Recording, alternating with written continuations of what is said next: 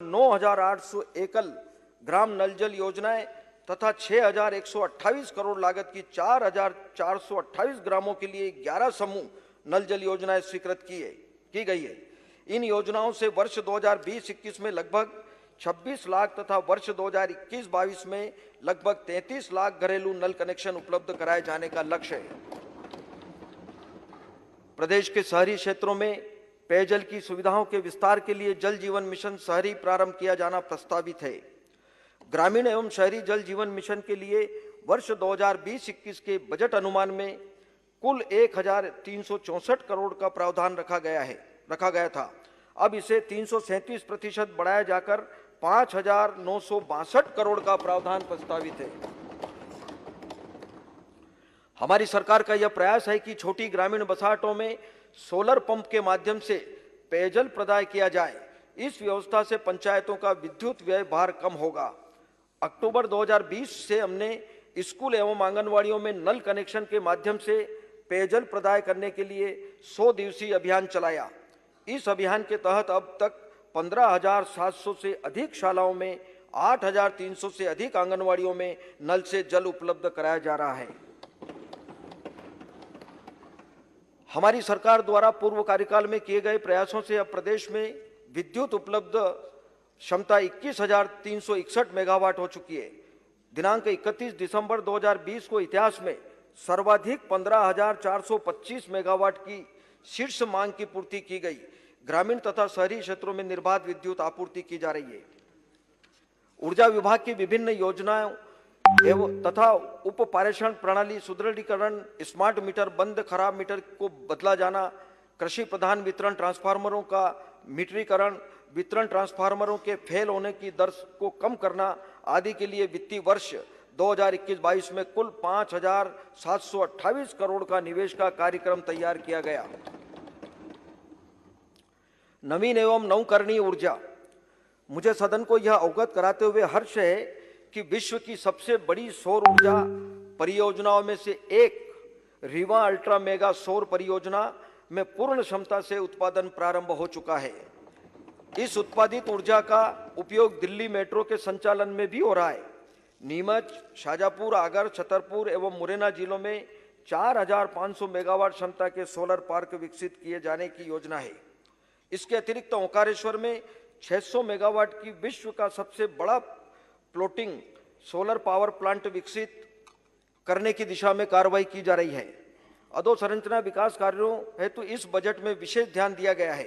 पूंजीगत कार्यों के लिए वर्ष 2020-21 का बजट अनुमान का 14,265 करोड़ बढ़ाया जाकर वर्ष 2021-22 में 44,152 करोड़ का प्रावधान प्रस्तावित है।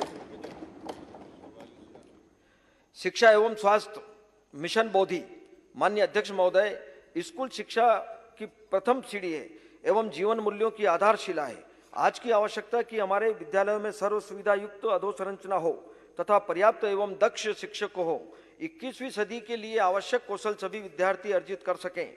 इस हेतु स्मार्ट कक्षाएं, डिजिटल लर्निंग, कंप्यूटर लैब, प्रयोगशाला, व्यावसायिक प्रयोगशाला विद्यालयों में अपेक्षित है। साथ ही विद्यार्थियों के सर्वांगीण विकास हेतु कला, संगीत, खेलकूद आदि व्यवस्थाएं उपलब्ध होना चाहिए। विद्यालयों से दूर निवासरत विद्यार्थियों के लिए सुरक्षित परिवहन व्यवस्था भी सुनिश्चित होना चाहिए। इसी अवधारणा से हमारी सरकार सीएम राइज योजना संचालित करेगी। इस योजना के अंतर्गत 9,200 विद्यालयों को सर्व सुविधा युक्त विद्यालयों के रूप में विकसित करने का लक्ष्य है। प्रत्येक बसाहट के 15 किलोमीटर की परिधि में ऐसा एक विद्यालय उपलब्ध होगा। सीएम राइज योजना के प्रथम चरण में 350 विद्यालयों का विकास किया जा रहा है, जिसके लिए वर्ष 2021-22 में 1,500 करोड़ का प्रावधान प्रस्तावित है। विद्यालयों में शिक्षकों की उपलब्धता सुनिश्चित करने हेतु वर्ष 2021-22 में लगभग 24,200 पदों पर शिक्षकों की नवीन भर्ती की जाएगी। स्ट्रेंथनिंग टीचिंग लर्निंग एवं रिजल्ट्स फॉर स्टेट्स योजना अंतर्गत पूर्व प्राथमिक शिक्षा कक्षाओं का संचालन किया जाएगा। इसके अतिरिक्त योजना में राज्य स्तर पर असेसमेंट सेल की स्थापना, स्कूल नेतृत्व, प्रशासनिक सुधार, शैक्षिक प्रबंध एवं स्कूल टू वर्क के कार्यक्रम जो उद्यमशीलता को बढ़ावा देते हैं आरंभ किए जाएंगे। इस योजना के लिए वर्ष 2021-22 में 26 करोड़ का प्रावधान प्रस्तावित है। शिक्षा की गुणवत्ता सुधार हेतु भारत के प्रतिष्ठित संस्थान जैसे भारतीय प्रबंध संस्थान IIM इंदौर तथा भारतीय प्रौद्योगिकी संस्थान IIT गांधीनगर में स्त्रोत शिक्षकों को प्रशिक्षण दिया जा रहा है। ग्रामीण विद्यालयों का 100% विद्युतीकरण आगामी 3 वर्षों में मिशन मोड में पूर्ण कर लिया जाएगा। सभी हायर सेकेंडरी एवं हाई स्कूलों में आवश्यक फर्नीचर की पूर्ति आगामी 3 वर्षों में करने का लक्ष्य है। विद्यालयों के संधारण, विद्युतीकरण एवं फर्नीचर प्रदाय के लिए वर्ष 2021-22 में 319 करोड़ का प्रावधान प्रस्तावित है। अनुसूचित जाति जनजाति कल्याण। प्रदेश के अनुसूचित जनजाति वर्ग का कल्याण हमारी सरकार की प्राथमिकता है। जनजाति वर्ग की शैक्षणिक आवश्यकताओं पर हमारी सरकार का विशेष ध्यान है। इस हेतु कन्या साक्षरता योजना, आदिवासी बालिका विज्ञान योजना, विद्यार्थी कल्याण योजना, सैनिक स्कूल में प्रवेश, सिविल सेवा प्रोत्साहन योजना, सिविल सेवाओं की परीक्षा हेतु निजी संस्थाओं द्वारा कोचिंग आदि योजनाएं संचालित है। 33 विशिष्ट आवासीय विद्यालयों में सुसज्जित कंप्यूटर लैब तैयार किए गए हैं, जिससे विद्यार्थियों को आधुनिक तकनीकी का प्रयोग कर सूचना प्रौद्योगिकी का ज्ञान हो सके। 24 कन्या परिसरों एवं 4 गुरुकुलम आवासीय विद्यालयों का एकलव्य विद्यालयों में अपग्रेड किया जाकर CBSE बोर्ड से संबद्ध की जाएगी।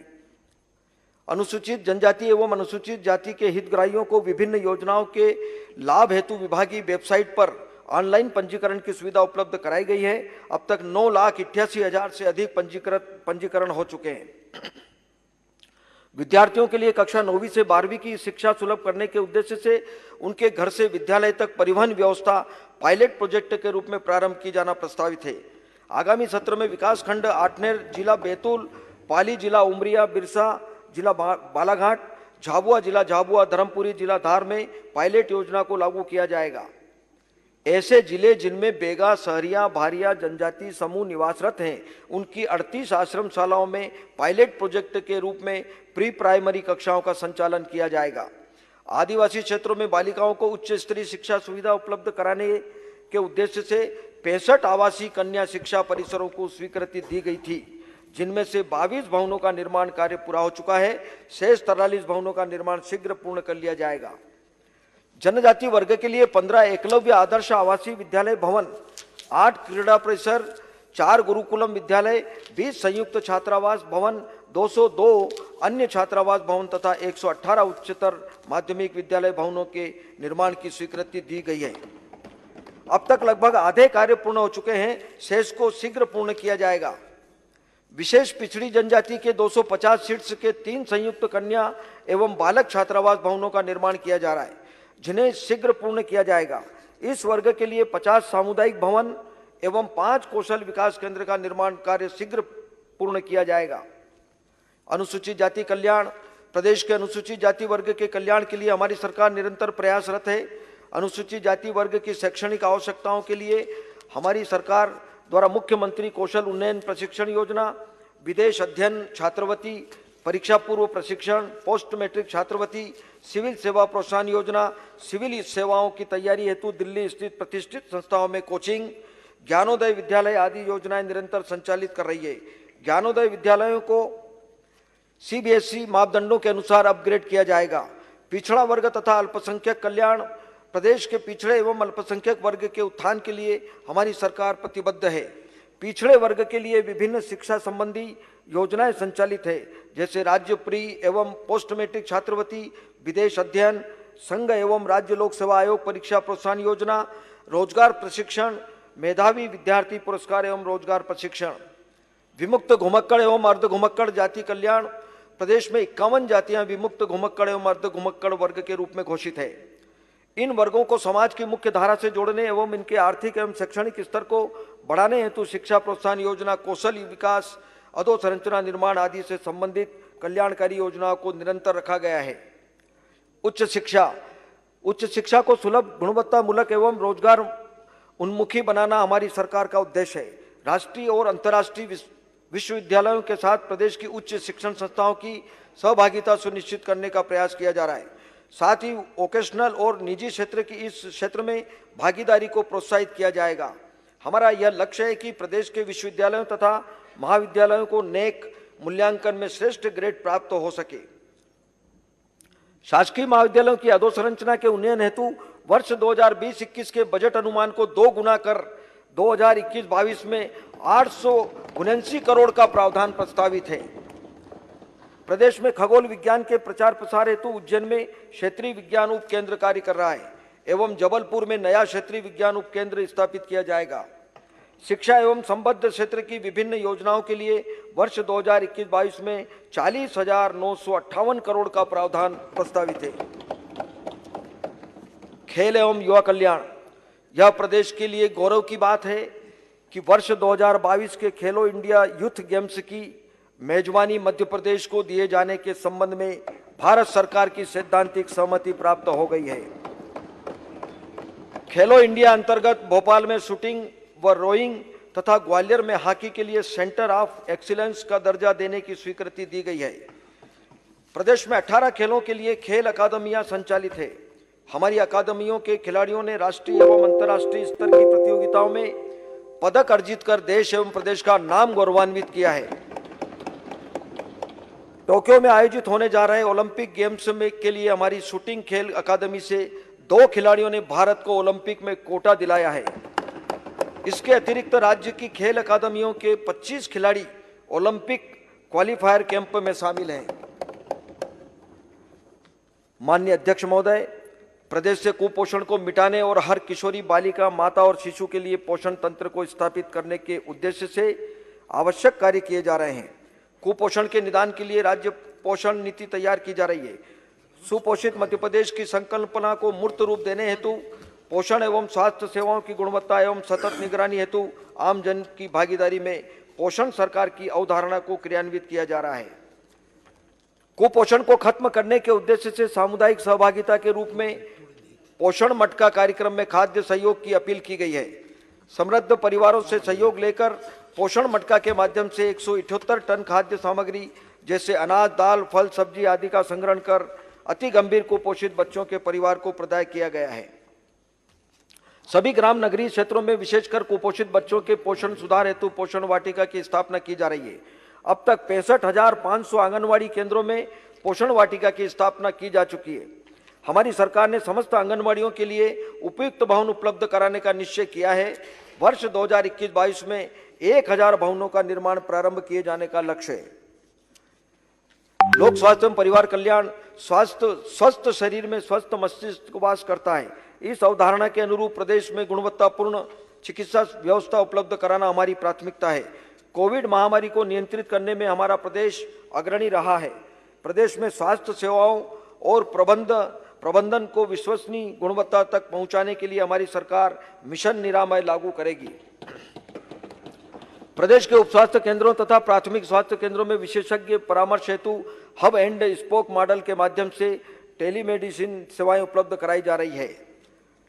कोविड-19 वैक्सीन, हमारी सरकार ने कोविड टीकाकरण के कार्य को मिशन के रूप में लिया है। प्रदेश में भारत सरकार से कोविशील्ड तथा कोवैक्सीन की लगातार आपूर्ति हो रही है। प्रथम चरण में माह जनवरी 2021 से स्वास्थ्य कार्यकर्ताओं का निःशुल्क टीकाकरण प्रारंभ किया जा चुका है। द्वितीय चरण में फ्रंट लाइन वर्कर्स का निःशुल्क टीकाकरण माह फरवरी 2021 में प्रारंभ किया जा चुका है। तृतीय चरण का कार्य 1 मार्च 2021 से प्रारंभ हो चुका है। प्रदेश में योग्य एवं विशेषज्ञ चिकित्सकों की उपलब्धता बढ़ाने हेतु विद्यमान चिकित्सा महाविद्यालयों में सीट वृद्धि की जा रही है। इंदौर, भोपाल एवं रीवा चिकित्सा महाविद्यालयों में वर्ष 2020-21 में 165 एमबीबीएस सीट की वृद्धि हुई। वर्तमान में उपलब्ध 2035 एमबीबीएस सीटों को बढ़ाकर वर्ष 2022-23 तक 3250 किया जाएगा। 6 नर्सिंग महाविद्यालयों में 390 बीएससी नर्सिंग सीटों को बढ़ाकर 810 किया जाएगा तथा 50 एमएससी नर्सिंग सीटों को बढ़ाकर 320 किया जाएगा। वर्ष 2003 तक प्रदेश में मात्र 5 चिकित्सा महाविद्यालय थे। हमारी सरकार द्वारा वर्ष 2009 में सागर महाविद्यालय प्रारंभ किया गया। तदुपरांत कुल 7 नए शासकीय चिकित्सा महाविद्यालय खोले गए एवं 1 निर्माणाधीन है। इसके अतिरिक्त 9 नवीन शासकीय चिकित्सा महाविद्यालय श्योपुर, राजगढ़, मंडला, सिंगरौली, नीमच, मंदसौर, दमोह, छतरपुर एवं सिवनी खोले जाने प्रस्तावित है। शीघ्र ही प्रदेश में 23 शासकीय चिकित्सा महाविद्यालय कार्यशील होंगे। इसके अतिरिक्त 9 अशासकीय चिकित्सा महाविद्यालय भी संचालित हैं। एक अकेला महेश्वरी छोड़ा है। 7 प्रस्ताव विजयलक्ष्मी साधो ने चिकित्सा शिक्षा की चयनित विधाओं जैसे 6 ले लिए, सिर्फ महेश्वरी को ड्रॉप कर दिया sir. Medicine, neurology, neurosurgery, paediatric surgery, cardiac medicine एवं कार्डियक सर्जरी आदि में रीवा, इंदौर, जबलपुर एवं ग्वालियर में सुपर स्पेशलिटी विधाओं की स्थापना की जा चुकी है। रेस्पिरेटरी मेडिसिन, आर्थोपेडिक्स एवं ऑप्थेल्मोलॉजी जैसी विधाओं में उत्कृष्टता केंद्रों की स्थापना का कार्य इंदौर, जबलपुर एवं भोपाल में प्रक्रियाधीन है। जबलपुर में स्टेट कैंसर इंस्टीट्यूट तथा ग्वालियर में टर्सरी कैंसर केयर शीघ्र कार्य करना प्रारंभ कर देंगे। कैंसर के उपचार हेतु 3 चिकित्सा महाविद्यालयों क्रमशः भोपाल, इंदौर, रीवा में लिनेक उपकरणों की पीपीपी मोड पर स्थापना की जाना प्रस्तावित है। चिकित्सा महाविद्यालय भोपाल एवं ग्वालियर में क्षमता विस्तार कर क्रमशः 1498 एवं 1000 बिस्तरी चिकित्सालय का कार्य पूर्णता की ओर है। शिवपुरी चिकित्सा महाविद्यालय से संबद्ध चिकित्सालय का निर्माण कार्य अंतिम चरण में है। भारत सरकार के प्रधानमंत्री जन विकास कार्यक्रम के अंतर्गत चिकित्सा महाविद्यालय भोपाल में विशिष्ट चिकित्सीय सुविधा उपलब्ध कराने हेतु 316 करोड़ की योजना का कार्य प्रगतिरत है। गैस पीड़ितों को प्रतिमाह दी जाने वाली केंद्रीय पेंशन योजना समाप्त हो जाने पर अब राज्य सरकार स्वयं के स्त्रोतों से पेंशन उपलब्ध कराएगी। इस हेतु बजट में आवश्यक प्रावधान रखा गया है। स्वास्थ्य एवं संबद्ध क्षेत्र के लिए वर्ष 2021-22 में 15,622 करोड़ का प्रावधान प्रस्तावित है। संस्कृति एवं अध्यात्म, माननीय मुख्यमंत्री जी का प्रदेश की सांस्कृतिक विरासत को सहेजने तथा संवारने पर विशेष ध्यान है।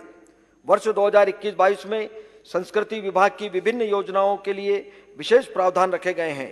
शासन संधारित मंदिरों के जीर्णोद्धार एवं उनमें नियुक्त पुजारियों एवं सेवादारों के मानदेय की योजनाओं को निरंतर रखा गया है। राम पथगमन अंचल के क्रियान्वयन संबंधी कार्रवाई प्रचलन में है। मुख्यमंत्री तीर्थ दर्शन योजना को पुनः संचालित किया जाएगा। अर्थव्यवस्था एवं रोजगार मिशन अर्थ, हमारी सरकार का यह दृढ़ विश्वास है कि सरकारी नीतियों का सृजन तथा कार्यक्रमों का क्रियान्वयन इस प्रकार किया जाना चाहिए जिससे प्रदेश की अर्थव्यवस्था तेजी से आगे बढ़े, रोजगार के नए अवसर निर्मित हो और प्रत्येक नागरिक प्रदेश के विकास में भागीदार बने। कृषि हमारी सरकार की सर्वोच्च प्राथमिकता है। कृषि उत्पादकता बढ़ाए जाने तथा कृषकों को उचित मूल्य दिलाए जाने पर सरकार का विशेष ध्यान है। सदन को यह अवगत कराते हुए मुझे गर्व है कि हमारे प्रदेश के किसानों के अथक प्रयासों से प्रदेश को गेहूं एवं दलहन उत्पादन के क्षेत्र में उत्कृष्ट प्रदर्शन के लिए लगातार 7 बार कृषि कर्मण अवार्ड से सम्मानित किया गया है। इस उपलब्धि के लिए मैं अपने किसान भाई बहनों को बधाई देता हूं। हमारे माननीय प्रधानमंत्री जी ने देश में किसान सम्मान निधि योजना लागू की है, जिसमें किसानों को वर्ष में 6,000 प्राप्त हो रहे। मध्य प्रदेश के लगभग 78 लाख किसानों को अब तक यह योजना में 8,000 करोड़ से अधिक राशि प्राप्त हुई है। हमारे माननीय मुख्यमंत्री जी ने इस योजना को टॉप अप करते हुए प्रदेश में किसान कल्याण योजना प्रारंभ की है, जिसमें किसानों को वर्ष में कुल 4,000 प्राप्त होंगे। इस प्रकार दोनों योजनाओं को मिलाकर हमारी सरकार किसानों को वर्ष में रुपये 10,000 प्रदान करेगी। प्रदेश में मुख्यमंत्री किसान कल्याण योजना के अंतर्गत अब तक लगभग 57,50,000 किसानों को 1,150 करोड़ का भुगतान किया जा चुका है। शेष किसानों को भी वित्तीय वर्ष 2020-21 में लगभग 400 करोड़ की राशि का भुगतान किया जाएगा। वित्तीय वर्ष 2021-22 में इस योजना के लिए 3,200 करोड़ का प्रावधान प्रस्तावित है।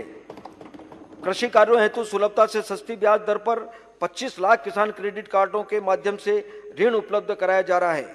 कृषि आधारित उद्यमियों के लिए ऋण व ब्याज भुगतान की अवधि में वृद्धि की गई है। इससे ग्रामीण क्षेत्रों में निजी पूंजी निर्माण में सहायता हुई है। हमारी सरकार द्वारा पूर्व से ही सहकारी बैंकों से कृषकों को 0% ब्याज दर पर फसल ऋण उपलब्ध कराया जा रहा है।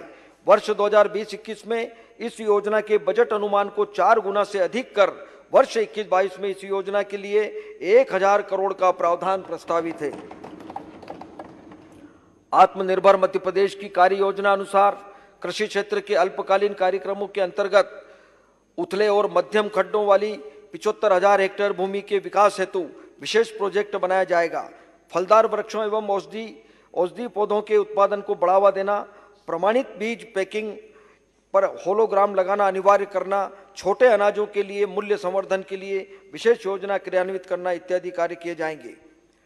जवाहरलाल नेहरू कृषि विश्वविद्यालय जबलपुर में मृदा एवं क्रियाशील फाइटोसैनिटरी प्रयोगशाला स्थापित की गई है। मध्यकालीन व दीर्घकालीन कार्यक्रमों के अंतर्गत राज्य स्तरीय कौशल उन्नयन केंद्र को स्थापित करना, जीआईएस एवं रिमोट सेंसिंग जैसी तकनीक का उपयोग करना, रेज्ड बेड प्लांटर एवं रिज फरो प्लांटर जैसे यंत्रों के सहयोग से 15 लाख हेक्टेयर भूमि में रेस्ट पद्धति का विस्तार, 3000 एग्री क्लिनिक एवं एग्री सर्विस केंद्रों की स्थापना, प्रमाणीकृत जैविक खेती के क्षेत्रफल को बढ़ाकर 4 लाख हेक्टेयर तक पहुंचाने आदि का कार्य किए जाने का लक्षित है।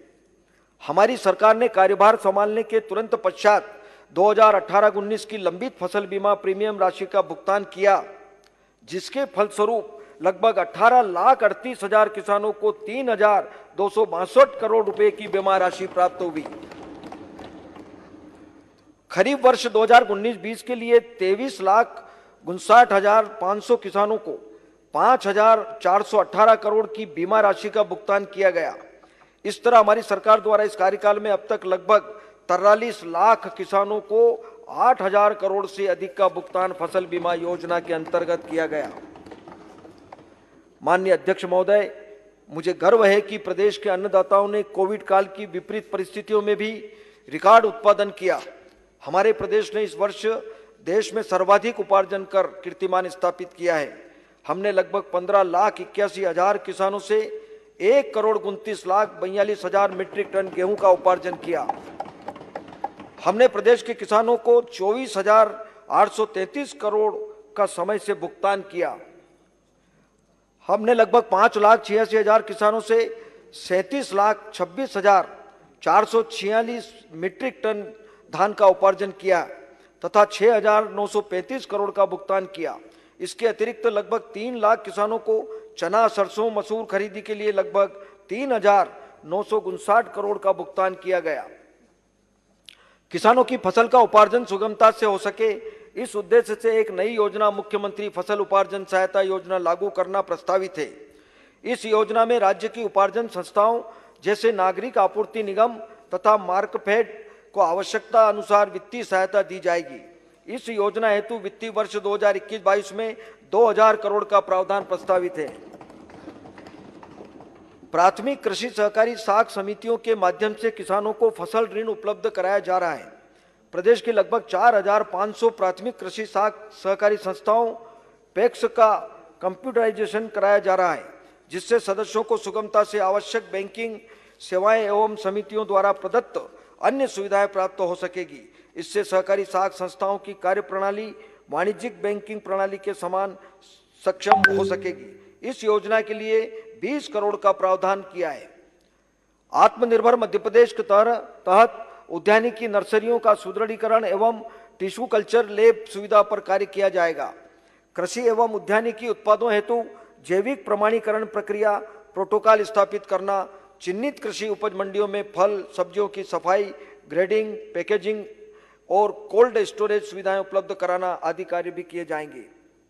प्रदेश में एक जिला एक उत्पाद कार्यक्रम के अंतर्गत खाद्य प्रसंस्करण इकाइयों को प्रोत्साहित करने का कार्य तथा मार्केट लिंकेज और कोल्ड स्टोरेज की सुविधा विकसित की जाएगी। पशुपालकों के लिए कार्यशील पूंजी की व्यवस्था हेतु प्रदेश के बैंकों द्वारा लगभग 76,000 किसान क्रेडिट कार्ड स्वीकृत किए गए हैं। युवाओं को पशुपालन के क्षेत्र में आकर्षित करने हेतु नानाजी देशमुख पशु चिकित्सा विज्ञान विश्वविद्यालय जबलपुर द्वारा ज्ञान पोर्टल तैयार किया गया है। भोपाल में स्थापित इनविट्रो फर्टिलाइजेशन प्रयोगशाला का लाभ पशुपालकों को मिल रहा है। सार्टेज सेक्स सीमन प्रयोगशाला से गोवंश के नर पशुओं की संख्या नियंत्रित करने में सहायता होगी। पशुपालकों के लिए घर पहुंच चिकित्सा सुविधा का विस्तार किया जा रहा है। प्रदेश में प्रथम बार औद्योगिक प्रशिक्षण संस्थान के सहयोग से दूध एवं दुग्ध पदार्थ तकनीशियन का नया ट्रेड प्रारंभ किया गया है, जिससे डेयरी विकास में गति मिलेगी। गोवंश के संरक्षण हेतु ग्राम पंचायतों के माध्यम से निराश्रित गोवंश के उचित व्यवस्थापन के लिए प्रदेश की 1000 ग्राम पंचायतों में 1000 गौशालाएं स्थापित की जा रही है। इस वर्ष भी 2300 से अधिक गौशालाएं मनरेगा से स्वीकृत की गई है। गौशालाएं आत्मनिर्भर बन सके, इस उद्देश्य से गो कास्ट सालेज मशीन, पंचगव्य उत्पादन निर्माण हेतु उपकरण, वर्मी पीट गमला बनाने की मशीन आदि प्रदाय की जा रही है। जिला आगर मालवा की तहसील सुसनेर, ग्राम सालरिया में गो अभ्यारण्य अनुसंधान एवं उत्पादन केंद्र संचालित किया जा रहा है, जिसमें लगभग 4000 गोवंश का संरक्षण हो रहा है। मछुआ कल्याण तथा मत्स्य विकास, प्रदेश में उपलब्ध 4,33,000 हेक्टेयर जल क्षेत्र में से लगभग 99% क्षेत्र में मछली पालन किया जा रहा है। प्रदेश के लगभग 1,75,000 मछुआरों को दुर्घटना बीमा योजना से जोड़ा गया है। प्रधानमंत्री मत्स्य संपदा योजना में मत्स्योत्पादन तथा मत्स्य पालकों की आय को दोगुना करने का लक्ष्य है। कृषि एवं संबद्ध क्षेत्र के कार्यों के लिए वर्ष 2021-22 में 35,353 करोड़ का प्रावधान प्रस्तावित है। औद्योगिक नीति एवं निवेश प्रोत्साहन, भारत सरकार की औद्योगिक नीति मेक इन इंडिया के अंतर्गत उद्योगों का सकल घरेलू उत्पाद में योगदान को बढ़ाकर 25% किया जाना लक्षित है। इस दिशा में हम लगातार प्रयास कर रहे हैं। राज्य में एक और छोटे उद्योगों को प्रोत्साहन दिया जा रहा है, जिससे रोजगार निर्माण में गति मिले। दूसरी ओर बड़े उद्योगों को के प्रदेश में निवेश के लिए सकारात्मक वातावरण तैयार किया जा रहा है। सूक्ष्म लघु एवं मध्यम उद्योगों की परिभाषा को विस्तारित करते हुए क्रमशः रुपये 5 करोड़, रुपये 50 करोड़ एवं 250 करोड़ तक के टर्नओवर की इकाइयों को इस श्रेणी में लाया गया है। इन इकाइयों को आर्थिक मजबूती देने के उद्देश्य से ऑटोमेटिक ऋण, अधीनस्थ ऋण एवं मुद्रा ऋण की सुविधाएं प्रदान की गई है। उद्योग निवेश को आकर्षित करने के उद्देश्य से निवेशकों को उद्योग स्थापित करने के लिए किए गए पूंजीगत निवेश पर प्रोत्साहन राशि दी जाती है। प्रोत्साहन राशि के लिए वर्ष 2020-21 के बजट अनुमान 680 करोड़ को बढ़ाकर वर्ष 2021-22 के लिए 1437 करोड़ का प्रावधान प्रस्तावित है। स्थानीय उत्पादों को राष्ट्रीय एवं वैश्विक स्तर पर पहचान दिलाने एवं अंतर्राष्ट्रीय बाजार में उनकी ब्रांडिंग तथा विपणन हेतु प्रदेश के प्रत्येक जिले का एक विशिष्ट उत्पादन चिन्हित किया गया है। राष्ट्रीय शहरी आजीविका मिशन के अंतर्गत रोजगार के अवसरों को बढ़ाने एवं युवाओं को आत्मनिर्भर बनाने के कार्यक्रम प्रदेश के समस्त नगरीय निकायों में क्रियान्वित है। स्मार्ट सिटी शहरों में युवाओं के कौशल विकास हेतु स्टार्टअप के लिए इंक्यूबेशन सेंटर का निर्माण किया गया है। वित्तीय संस्थाओं के माध्यम से युवाओं के लिए स्वरोजगार के नए अवसर सृजित करने के उद्देश्य से एक नवीन योजना मुख्यमंत्री स्वरोजगार ब्याज परिदान योजना प्रारंभ की जाना प्रस्तावित है।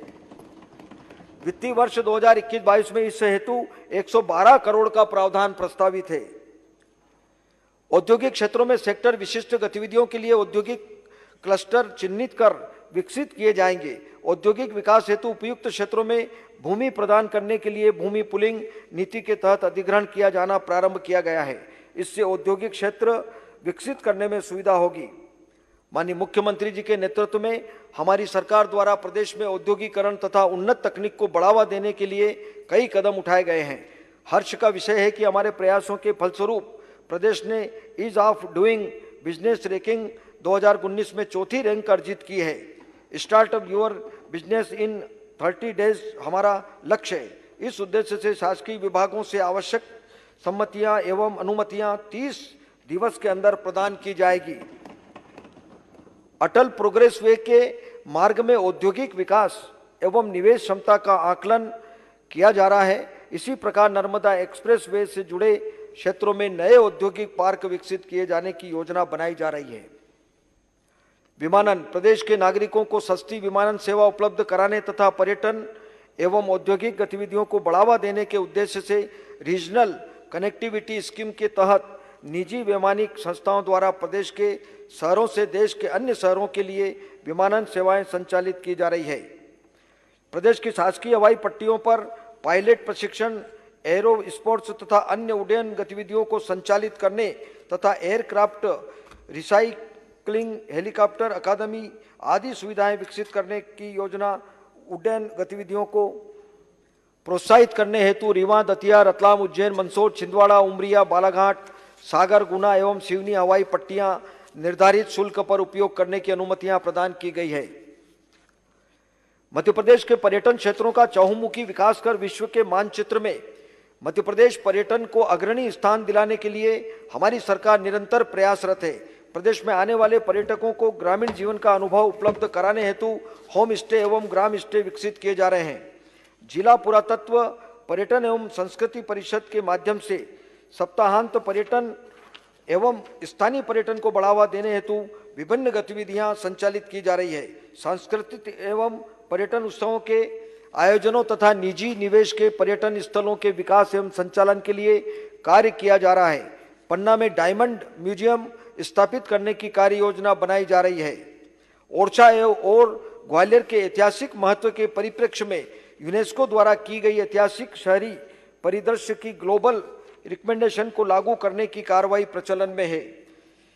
जटाशंकर जिला छतरपुर में रोपवे का निर्माण प्रस्तावित है। माननीय प्रधानमंत्री जी द्वारा आत्मनिर्भर भारत के अंतर्गत स्थानीय उत्पादों के उपयोग को प्रोत्साहित करने हेतु वोकल फॉर लोकल का आह्वान किया है। समय की आवश्यकता है कि हम स्थानीय उत्पादों को अपनाएं। इससे स्थानीय अर्थव्यवस्था को संबल मिलेगा तथा रोजगार के अतिरिक्त अवसर उत्पन्न होंगे। आत्मनिर्भर मध्य प्रदेश के अंतर्गत इस भावना को मूर्त रूप दिया जा रहा है। स्वरोजगार योजना के वित्त पोषित ऐसी नवीन इकाइयां जो उपभोक्ता सामग्री का उत्पादन कर रही हो को विंध्या वैली ब्रांड से जोड़े जाने का लक्ष्य है। दैनिक उपयोग के अनेक उत्पादों को सम्मिलित करते हुए विंध्या वैली ब्रांड को विस्तारित किया गया है। प्रदेश में हथकरघा, हस्तशिल्प, कुटीर एवं परंपरागत ग्रामोद्योग के उत्पादों को ई कॉमर्स प्लेटफॉर्म से जोड़ने हेतु विशेष प्रयास किए जा रहे हैं। हाथकरघा एवं हस्तशिल्प उत्पादों के ब्रांड मृगनयनी, खादी एवं ग्रामोद्योग के ब्रांड कबीरा एवं विंध्या वैली को ई कॉमर्स प्लेटफॉर्म से जोड़ा गया है। माननीय अध्यक्ष महोदय, कोविड महामारी ने शहरी पथ विक्रेताओं के व्यवसाय को गंभीर क्षति पहुंचाई है। भारत सरकार ने ऐसे विक्रेताओं की सहायता हेतु प्रधानमंत्री स्ट्रीट वेंडर आत्मनिर्भर निधि योजना पीएम स्वनिधि प्रारंभ की है। इस योजना में 10,000 के बैंक ऋण पर 7% ब्याज भुगतान भारत सरकार द्वारा दिया जाता है। हमने निर्णय लिया है कि 7% के ऊपर शेष ब्याज भुगतान जो हितग्राही द्वारा किया जाना अपेक्षित है का भुगतान हितग्राही के बजाय राज्य सरकार करेगी। इसी प्रकार ग्रामीण क्षेत्रों में कार्यरत पथ विक्रेता व्यवसायों की सहायता हेतु हमारी सरकार ने मुख्यमंत्री ग्रामीण पथ व्यवसायी उत्थान योजना प्रारंभ की है। इस योजना के अंतर्गत हितग्राहियों द्वारा देय संपूर्ण ब्याज की राशि का भुगतान राज्य सरकार द्वारा किया जाएगा। प्रदेश में अब तक लगभग 2,69,000 शहरी पथ विक्रेताओं तथा 1,31,000 ग्रामीण पथ विक्रेताओं को लाभान्वित किया गया है। पीएम स्वनिधि योजना के क्रियान्वयन में हम देश में प्रथम 3 राज्यों में हैं। तकनीकी शिक्षा, कौशल विकास एवं रोजगार सृजन की दृष्टि से कौशल विकास व तकनीकी शिक्षा हमारी प्राथमिकता है। मध्य प्रदेश कौशल विकास परियोजना अंतर्गत ग्लोबल स्किल्स पार्क का एक अंश सिटी कैंपस के रूप में गोविंदपुरा भोपाल में स्थापित किया गया है।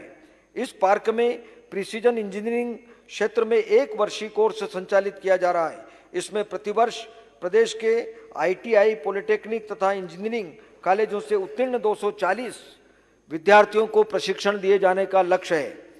प्रदेश के 2 इंजीनियरिंग कॉलेज तथा 5 पॉलिटेक्निक कॉलेज में सेंटर ऑफ एक्सीलेंस स्थापित किया जाना प्रस्तावित है। भारत सरकार की स्ट्राइव योजना अंतर्गत प्रदेश की 20 शासकीय आईटीआई का चयन हुआ है। प्रदेश की 10 संभाग स्तर की आईटीआई को मेगा आईटीआई के रूप में संचालित करने के उद्देश्य से वृहद स्तर पर अधोसंरचनात्मक सुधार किया जाएगा। राजस्व वृद्धि के उद्देश्य से नवीन रेत नीति के अंतर्गत ई टेंडर प्रक्रिया से खदान आवंटन की पारदर्शी व्यवस्था संचालित की जा रही है। रेत खदानों के संचालन से रोजगार के नए अवसर प्राप्त होंगे तथा निर्माण कार्यों के लिए रेत की उपलब्धता सुलभ हो सकेगी। इससे प्रदेश को प्रतिवर्ष लगभग 1400 करोड़ का राजस्व भी प्राप्त होना अनुमानित है। हमारी सरकार ने गौण खनिज नियमों में संशोधन कर 31 गौण खनिजों के लिए निजी भूमि पर भूमि स्वामी अथवा उसके सहमति धारक को अधिकतम 20 हेक्टेयर क्षेत्र का उत्खनन पट्टा आवेदन के आधार पर स्वीकृत करने का प्रावधान किया है। प्रदेश की लगभग 72% जनसंख्या ग्रामीण क्षेत्रों में निवास करती है। ग्रामीण क्षेत्रों में उच्च स्तर की अधोसंरचना उपलब्ध कराना तथा रोजगार के अवसर उत्पन्न कर ग्रामीण आमदनी को बढ़ावा हमारी प्राथमिकता है। प्रधानमंत्री ग्राम सड़क योजना के अंतर्गत सामान्य क्षेत्र के 500 एवं आदिवासी क्षेत्र के 250 से अधिक आबादी की बसाहटों जो सड़क मार्ग से जुड़ी हुई है नहीं है को 12 मासी डामरीकृत सड़कों से जोड़ा जाना लक्षित है। उल्लेखनीय है कि सड़कों के निर्माण में गुणवत्ता एवं लंबाई की दृष्टि से देश में प्रदेश अग्रणी है। इस योजना में वर्ष 2020-21 में लगभग 2092 किलोमीटर सड़क एवं 208 बृहद पुलों का निर्माण किया जा रहा है। वर्ष 2021-22 में लगभग 5200 किलोमीटर लंबाई की सड़कों का निर्माण किए जाने का लक्ष्य है। सामान्य क्षेत्र में 500 से कम एवं आदिवासी क्षेत्र के 250 से कम आबादी के ग्रामों की 12 मासी एकल संपर्कता की उपलब्धता के उद्देश्य से प्रारंभ मुख्यमंत्री ग्राम सड़क योजना में विश्व बैंक एवं एशियन इंफ्रास्ट्रक्चर इन्वेस्टमेंट बैंक की सहायता से ग्रेवल मार्गों का डामरीकरण किया जा रहा है। इस वर्ष 1000 किलोमीटर से अधिक ग्रेवल सड़कों का डामरीकरण पूर्ण कराया जा रहा है। योजना अंतर्गत वर्ष 2021-22 में लगभग 800 किलोमीटर सड़क डामरीकरण एवं 250 किलोमीटर दोहरी संपर्कता के नवीन मार्गों के निर्माण का लक्ष्य है। राष्ट्रीय ग्रामीण आजीविका मिशन योजना के अंतर्गत वर्ष 2020-21 में 3,80,000 परिवारों को 33,000 महिला स्व सहायता समूह से जोड़ा गया है, जहां वर्ष 2019-20 में समूहों को बैंक से मात्र 2020-21 के बजट अनुमान की तुलना में लगभग 33% अधिक होने का अनुमान है। इस बजट में कोई नवीन कर अधोरोपित करने अथवा किसी भी कर की दर बढ़ाने का प्रस्ताव नहीं है।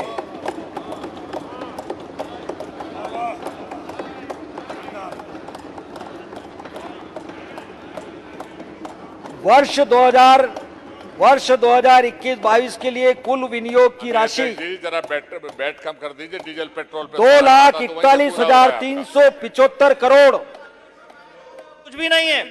आपने अभी 3500 वर्ष करोड़ जो मध्य प्रदेश 2021-22 का के हिस्सा लिए केंद्र से लेना था उसका तो बताया नहीं। 3500 कुल विनियोग की राशि 43,000 करोड़ फिर कर्ज लिया आप। 2,41,375 करोड़ और 25 रुपए कर राजस्व व्यय अंतर्गत 1,72,971 करोड़ की क्या हालत है गैस तथा पूंजीगत व्यय अंतर्गत 44,152 करोड़ प्रस्तावित है।